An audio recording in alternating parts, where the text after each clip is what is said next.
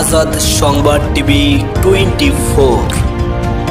দীর্ঘদিন ধরে হৃদরোগ, লিভার, ফুসফুস, কিডনি, আর্থ্রাইটিস, ডায়াবেটিস সহ বিভিন্ন জটিলতায় ভুগছেন বিএনপি চেয়ারপারসন খালেদা জিয়া। এসবের মধ্যে লিভার, কিডনি ও হৃদরোগকে সবচেয়ে ঝুঁকির কারণ মনে করেন তার চিকিৎসকরা। আওয়ামী লীগ সরকারের আমলে বারবার বিদেশে নিয়ে চিকিৎসা করানোর ইচ্ছা ও চেষ্টা করলেও তা পারেনি পরিবার। অনেকটা বাধ্য হয়ে বিদেশ থেকে ডাক্তার এনে পোর্টো সিস্টেমেটিক এনিস্টোমেসির মাধ্যমে দেওয়া হয় লিভারের চিকিৎসা। তখনও যুক্তরাজ্য বা জার্মানির হাসপাতালে চিকিৎসার জন্য ভর্তির সুপারিশ করেছিল মেডিকেল বোর্ড।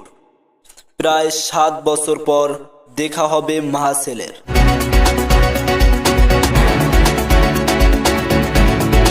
আজ রাতে যুক্তরাজ্যের উদ্দেশ্যে ঢাকা ছাড়লেন বিএনপি চেয়ারপারসন খালেদা জিয়া।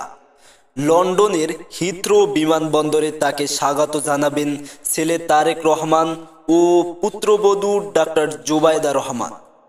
সেখান থেকেই খালেদা জিয়া সরাসরি যাবেন লন্ডন ক্লিনিকে।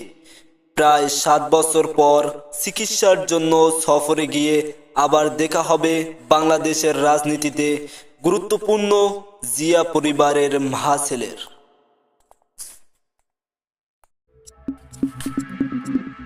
প্রতিদিন সন্ধ্যা 7:30 বাংলাদেশ সহ বিভিন্ন দেশের গুরুত্বপূর্ণ সংবাদ পেতে আমাদের সাথেই থাকুন।